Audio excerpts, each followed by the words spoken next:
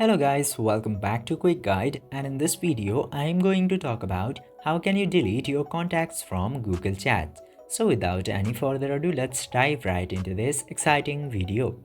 Now, in order to do that, you just simply have to open your Google Chats application, and after opening the Google Chats application, you can see all of your contacts into this home section and this chat section.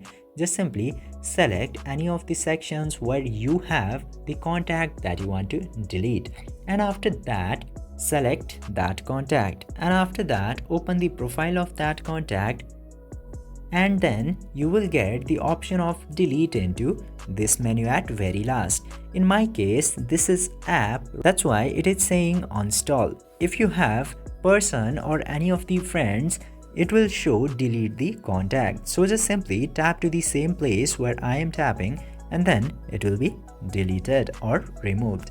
I hope this video was informative for you. If yes, don't forget to like, share and subscribe to the channel to never miss another update. Thank you for watching the video.